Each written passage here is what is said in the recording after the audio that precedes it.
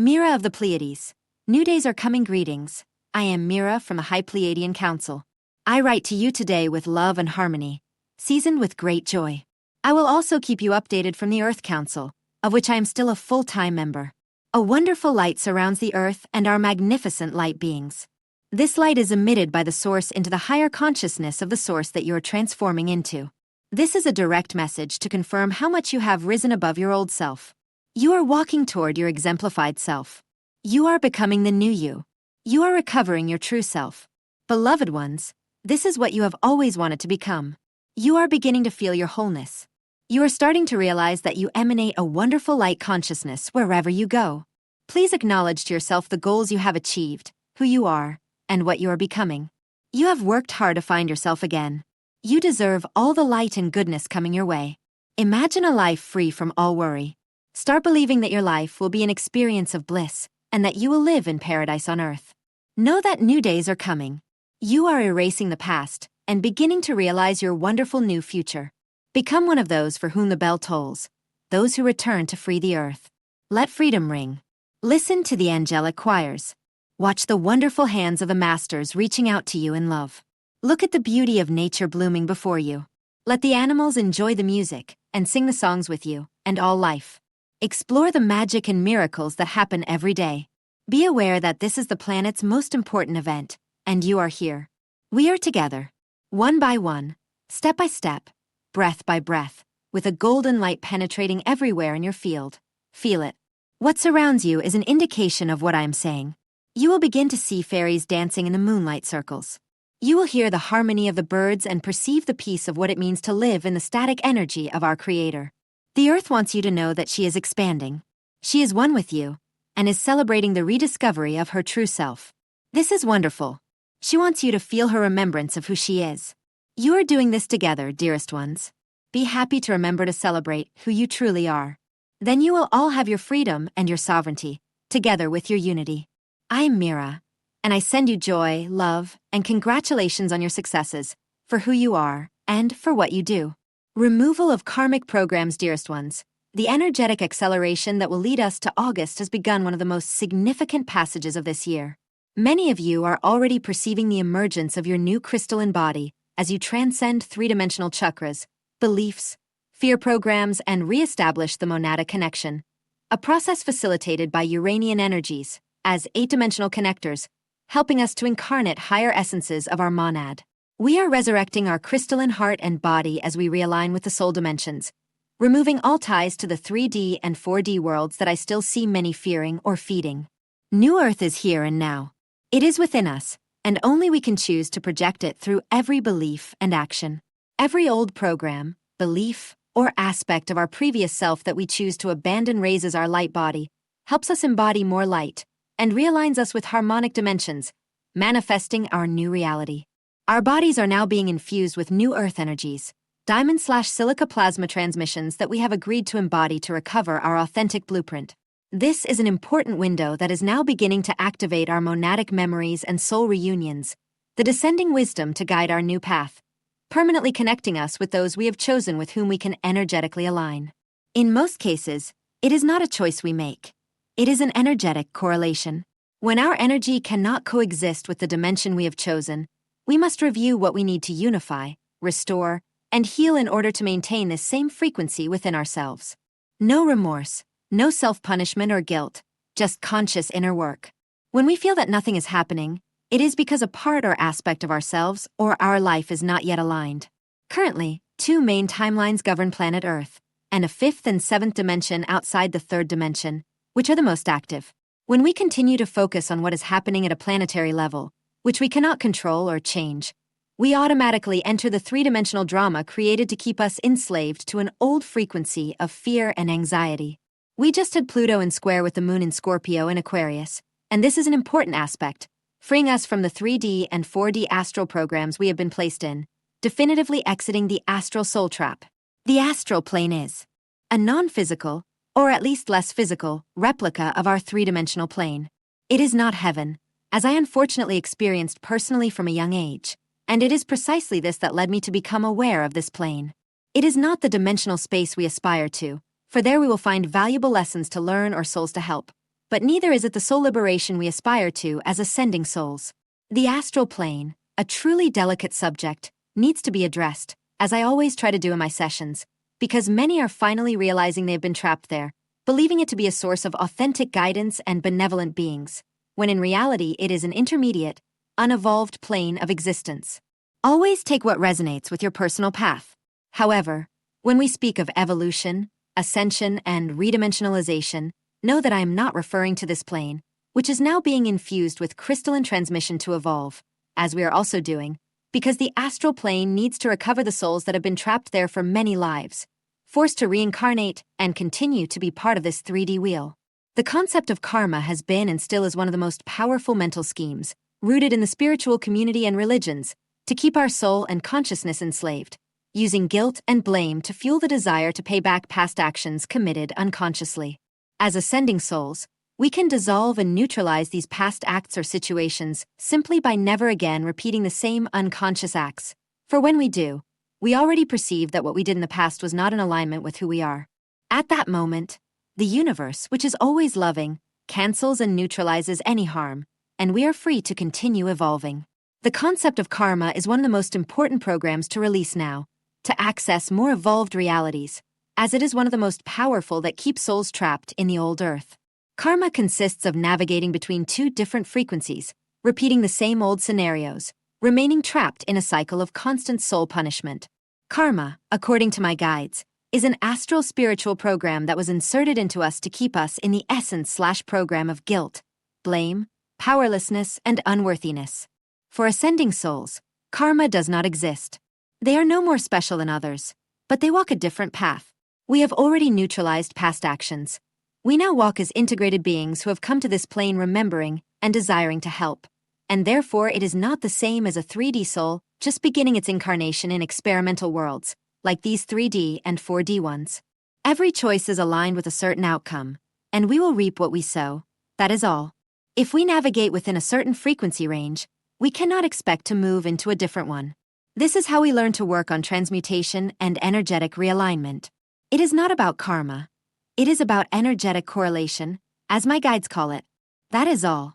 No drama, no punishment, and no reckoning.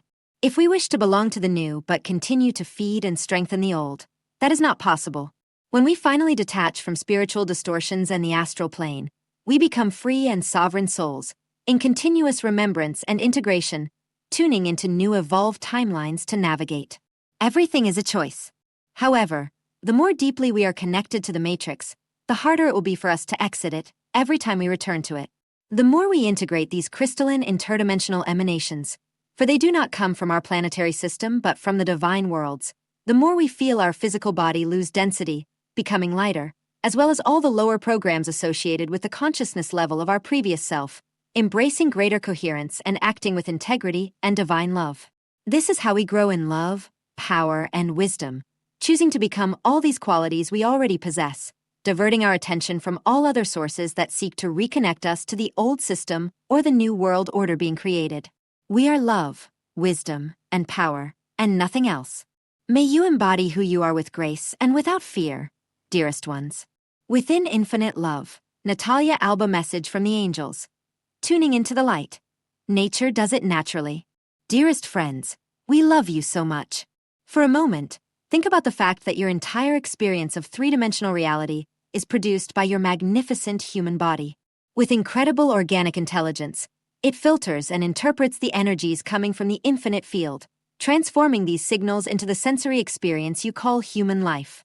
Everything you see, hear, taste, touch, and smell originates from energy. Light waves reach your eyes, send signals to your brain, and in fractions of a second, you see a person in front of you. Similarly, sound waves enter your ears, vibrate, send signals to your brain, and in a heartbeat, you perceive these frequencies as a voice, a song, or the sounds around you. In a sea of infinite energy, your senses filter reality in a way that allows you to experience the faces and facets of the divine in countless tangible forms. One single field now projects itself into seemingly separate beings. Humans, animals, birds, plants, rocks, trees, the breeze, the rain, and your morning coffee. In this diversity, you experience contrast. You develop preferences. And whether you possess all your senses or only some, they are a gift that allows you to expand physical creation. However, because your senses only process a small portion of the infinite field, they can also be deceived. Anyone can send energy strong enough to create an image or sound that your senses interpret. The person projecting false confidence may appear that way and shake your hand firmly, while feeling deeply insecure inside. The words of someone trying to convince you to buy their product or service will reach your ears. If you only had your senses at your disposal, you would have to rely solely on them and your logical intelligence to discern what is good for you and what is not. Your logical intelligence is a magnificent tool, but it has its limits. It is programmed by your parents, teachers, culture, and life experiences. It draws conclusions and makes projections based on this information. If you relied only on your senses and logical intelligence, you could easily become confused. You could argue multiple viewpoints. You could think or go in circles, as you say. Many of you have experienced this confusion when making decisions, both big and small. But there is something deeper within you that helps you discern what is truly good for you and aligned with the path you wish to take. There is an inner feeling, a knowing that transcends logic. Have you ever met a person whom everyone else considers perfect? They look wonderful. They say the right things, yet you had a feeling they weren't right for you. Or the school everyone recommends, but it just doesn't feel quite right for your child? And what about the puppy someone else thought was unworthy of attention, which became the love of your life? Or that time you had a problem that logic alone couldn't solve, but inspiration could? You possess a wisdom born of divine love. It is translated by your soul and is accessible to you as a sense that transcends the physical senses. While your physical body only processes a narrow spectrum of energies within the infinite, your soul, in connection with both your personality and the divine, has access to everything. At any given moment, your soul sees both the destination and the gentlest, most loving step to reach it. In every instant, your soul sees the magnificent love hidden beneath every reality. Imagine living in an infinite pool. Wearing goggles and a snorkel, you walk underwater and interact with others doing the same. All of you create waves in the pool. When you create chaotic waves, those who are calm move away. When you walk in peace, you naturally move away from chaos. In the calmer areas, you can see farther and more clearly. In chaotic areas, you can only see those nearby. You might glimpse a destination in the distance when the water is clear and calm, but it will still be blurry until you get closer. However, if you lifted your head out of the water, you would suddenly see your destination clearly. You would see the simplest path to reach the desired place.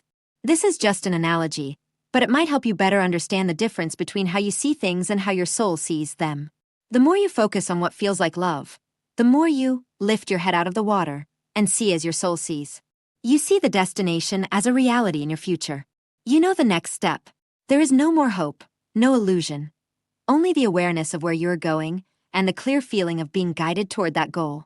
And your human emotions, positive and negative, are the indicators that tell you if you are in tune with your soul's message of love. Positive emotions indicate a clear alignment with your soul's vision and guidance. Negative emotions indicate interference.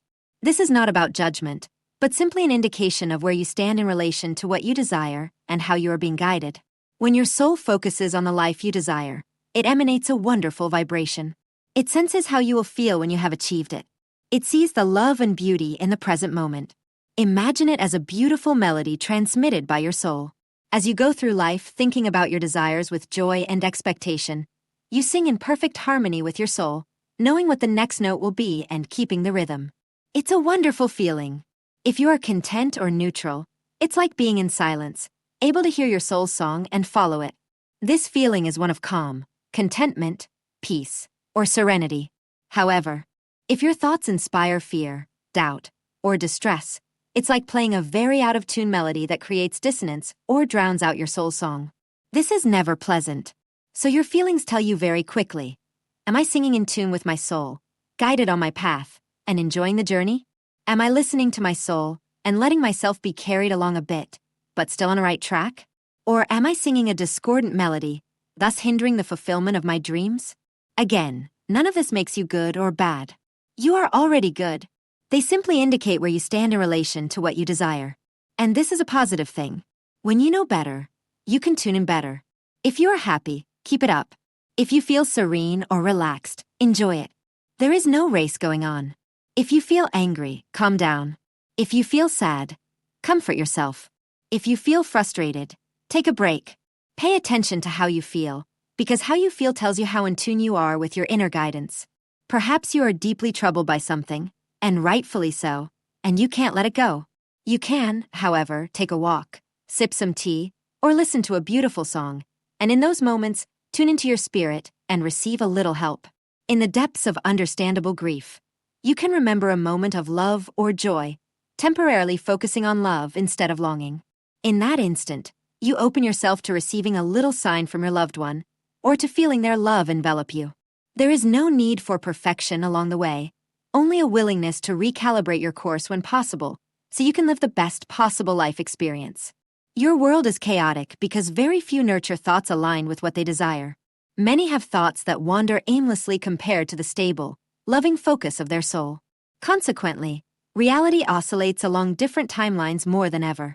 A few weeks ago, your world was on the brink of another global war. Millions of people prayed and focused on peace to the point that reality became a little more peaceful.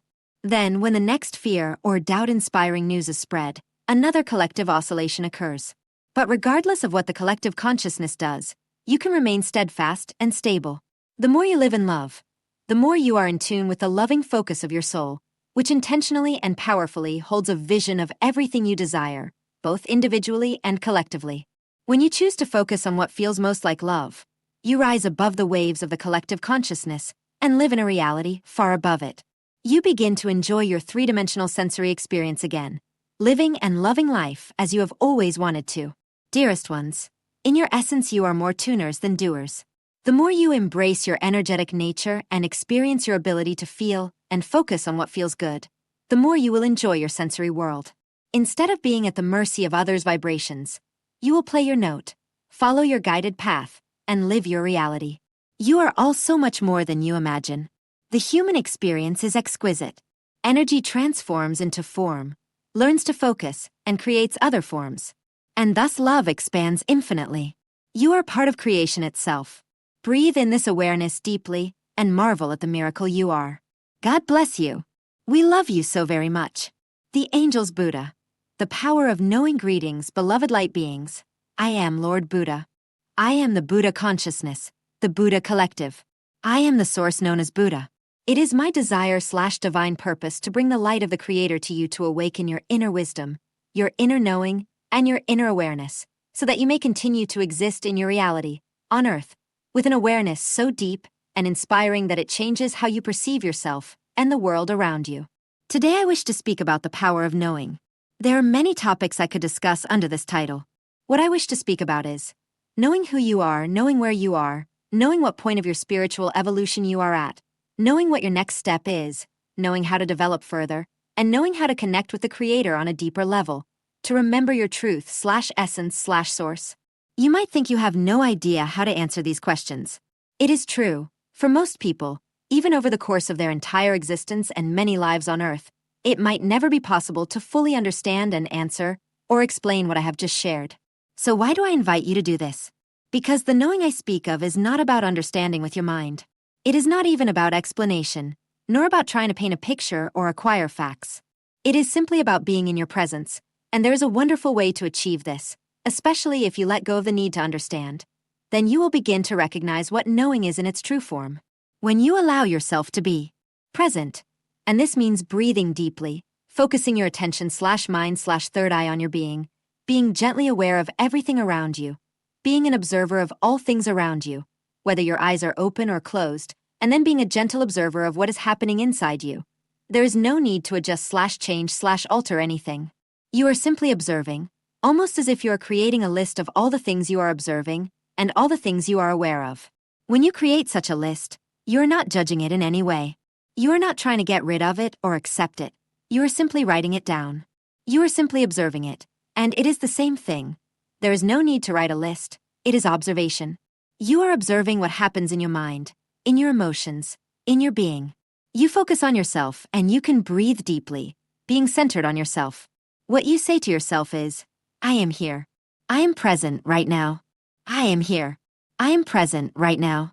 When you achieve this and continue to observe, changes will happen within you. Things will unfold. Wisdom will make its way. sometimes more intensely, other times less so. When you begin to create a central focal point, a point where you wish to focus, everything changes again. You might wish to focus on your spiritual path. The reason you should do this is to ground yourself in your spiritual path, in your identity as a spiritual being, in what you have understood, in your purpose as a spiritual being, in the growth you have achieved on Earth and on the inner planes. Ground yourself in all of this and allow yourself to become part of it, to be present, to integrate with it. It is not just about acquiring wisdom or understanding, but about gaining much more. It becomes part of your being, of your grounding. It is a space, a center from which your wisdom can flow. From your truth, your essence can spring forth. And so, even without understanding it, you possess an awareness that vibrates throughout your being and will influence, inspire, and illuminate you in moments of need. You can focus on your truth, on who you are as essence. You can focus on your purpose on the inner planes, or your purpose on Earth, or both. You can focus on the reason your soul came to Earth. You can focus on your divine health and well-being. It is entirely up to you to decide what to focus on. If you have questions, spiritual questions, you can focus on them, not specifically on the questions, but on their subject, to embody them, to know them. When you embody and know something with your entire being, then it enters your mind and awareness. You find it much easier to understand. This is the power of your knowing. Knowing can also be an intuition, a gentle guidance. This becomes even more powerful when you're centered in a knowing. It becomes immensely powerful. When you're centered in a knowing, you embody it, you become it. You become that awareness, and that is immensely powerful. It is time to live your life in this way, from this strength. I leave you to reflect. I am Lord Buddha. Energy Report, May 2026. A Witch's Guide to the Month Ahead. May arrives with a very different feel from April. Where April asked us to begin, to act, to move, to take that first brave step. May invites us to feel everything we have set in motion. It smooths the sharp edges of initiation and replaces them with something warmer, richer, and more sensual. This is a month of connection, attraction, and body awareness. A time to step out of your head and back into your senses. To notice what is growing, to tend to what has already begun, and to allow yourself to receive as much as you give. In May, a strong vital current runs through the land. You might perceive it as a desire for intimacy, creativity, beauty, pleasure, or even a thirst for deeper spiritual truth. You might feel called to nurture something, a relationship, a project, or even yourself, in a way you haven't for some time. This month, the energy doesn't ask you to force things. It simply asks you to be open. May at a glance, here are the key dates to keep in mind this month. All dates and times are Pacific time. May 1st, Beltane, Northern Hemisphere, /Samhain, Southern Hemisphere. May 2nd, Pluto begins its retrograde phase. May 4th, first quarter moon. May 7th, Sun conjunct Uranus. May 12th, full moon in Scorpio. May 20th, Sun enters Gemini. May 26th, new moon in Gemini. What May feels like if April was the spark. May is when our magic blooms. The month when what you set in motion begins to manifest more tangibly. This month you may find yourself more aware of your desires. Not just what you think you want, but what attracts you. What feels good to you. What makes you feel alive. What feels authentic to your spirit. A quiet but significant shift is happening here.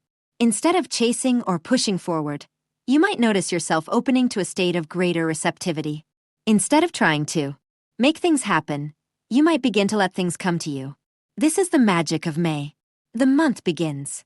Depth, release, and interchange. May begins with a deep, introspective tone. With the full moon in Scorpio, emotions may rise to the surface, not to overwhelm you, but to reveal something honest and necessary. Scorpio energy doesn't stop at surface truths. It invites you to look beyond the obvious and discover what has been silently held back, avoided, or carried through time. You may feel the need to release something. It could be a pattern, a dynamic, or a belief that once felt right, but no longer aligns with the person you are becoming. At the same time, Pluto begins its retrograde motion, pulling this transformation inward.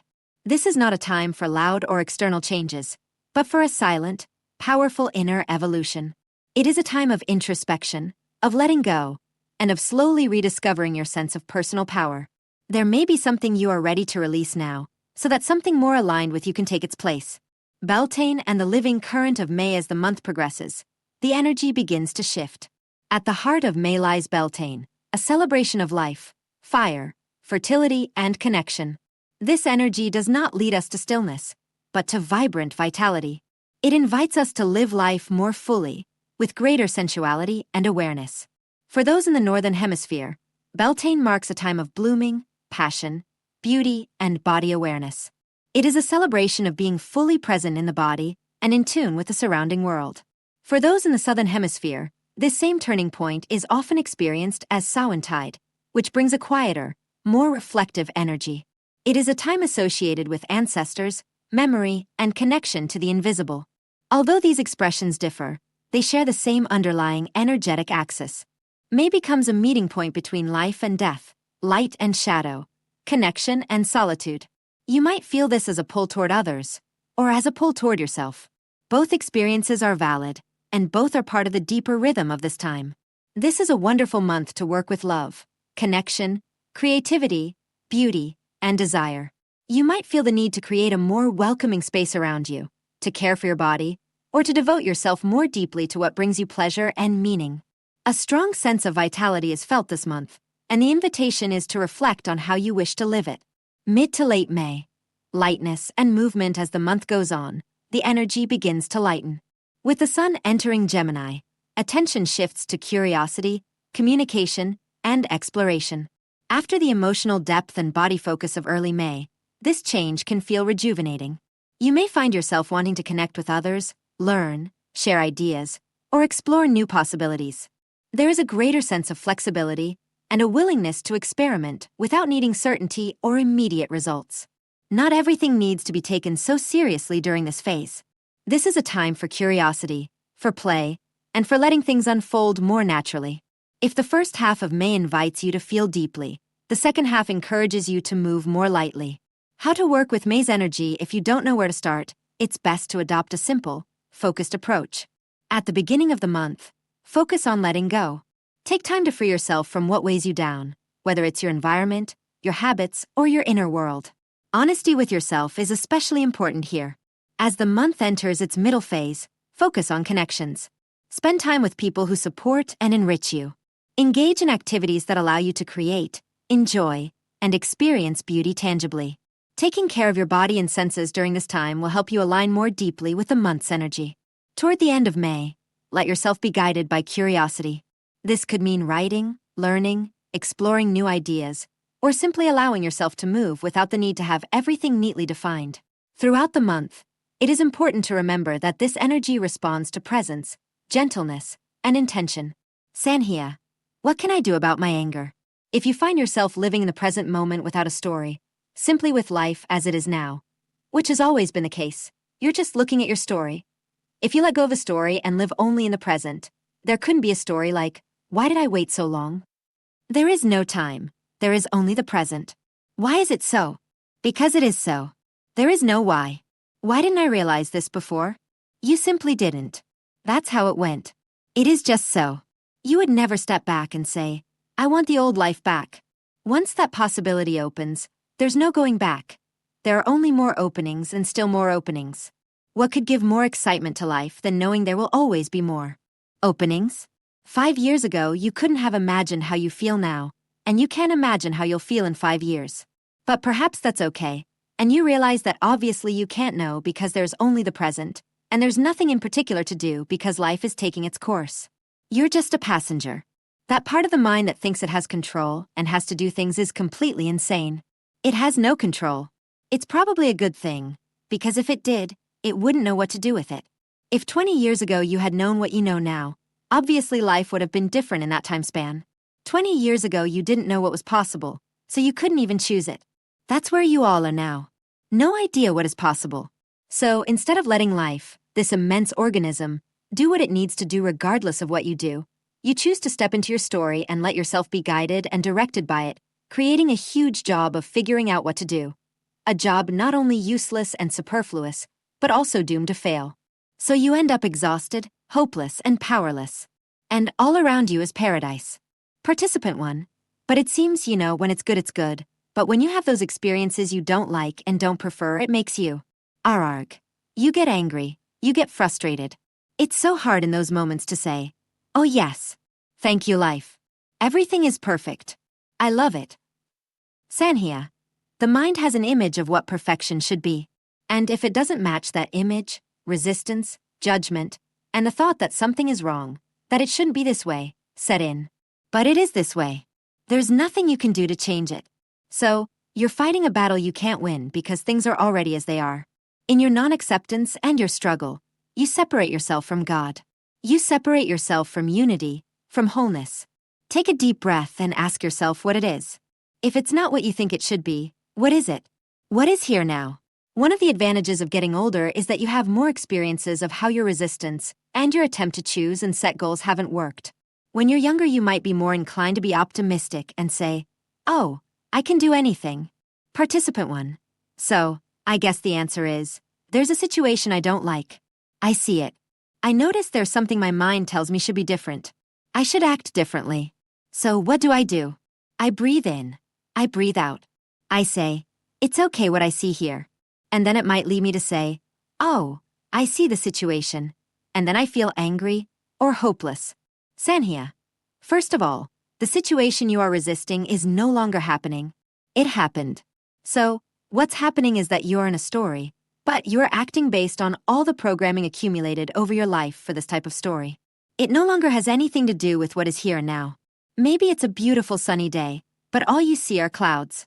You are not present, even if it's a recent story. So, what is here now? Is someone who seems to upset you present in the room right now? What is here now? Is there one person or more people here? Why is your attention not on what is here and now, on the people who are present, instead of being in your mind with a story of people who don't even exist in your present? Observe what is here. React. Participant 1. We're talking about recurring situations, not one-time events. What if the situation isn't presenting itself, but I have the feeling I have to relive it? Sanhia. Then you have a feeling, and it is here. But your mind wants to tell you that you have this feeling because of this, and this. That is not true. You are just having a feeling. The mind says you don't want to have this feeling, that it's unpleasant, and you just want to get rid of it. How can you change it to feel better? That is not accepting the present. That is wanting to resist and change it. Let that feeling be there. There's nothing to heal here. If it's raining outside, do you need to heal the rain? The sun will return eventually, but not because you healed the rain. There's nothing to heal here. There's a feeling. Let it be there. Feel it. Let go of control. Don't try to heal it. Don't try to justify it or find its cause. Participant 1. So that means when the feeling changes, another one emerges, and another story in my mind, and another feeling, so it's like a perpetual modulation. So, what is here now? Sanhia. Let the emotions be there, and try not to give too much importance to the stories. Participant 1. Why are they never true? Sanhia. Because the mind is a politician. Laughter, by definition, it is incapable of telling the truth. It always has an ulterior motive. Basically, the mind's motivations are to feel safe, to be loved, and to be free from guilt.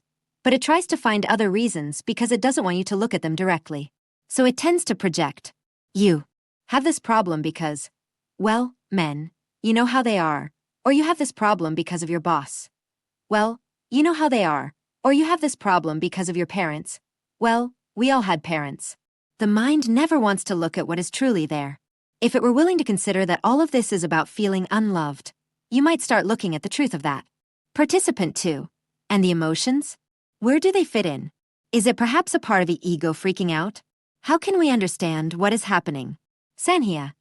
I don't want you to take this as literal truth, but emotions are primarily a natural healing and rebalancing energy. The mind makes crazy choices, self-destructive choices. There is an emotional reaction to that. It's a balancing energy, like a storm balancing energy in the air and on the earth. Probably, as the mind becomes less active, there will also be less emotional reaction. But as long as it's there, let it flow. It's not for understanding. It's just for being. One of the things you express concern about is that if there are no goals and such, then all that excitement from achieving them would be missing. That kind of euphoria is a bipolar energy. Everyone is bipolar. When there is euphoria, then there is a crash or depression. Stop trying to be somewhere else. Stop having goals. Participant 1. And that also means stop trying to be different from how you are. Participant 2. What is being oneself? Sanhia. That's also one of the ego's games. One of the lies. I'm trying to figure out who I am. Then you pick a picture of someone you think is more developed or more evolved than you. That has nothing to do with being yourself, because there is no other you. Participant 2. But are you saying that the way to get to that point is to look at the recordings we have and leave them behind? Sanhia, let me give you an example. How many of you think that if you were truly spiritually evolved, good, and loving people, you would never get angry? Anger is wrong. Participant 1. Okay, maybe not never, but not that harsh, a bit more balanced. Sanhia, not as you are, but as your mind tells you, through whatever programming it has received, how you should be. You should never worry. You should never be depressed.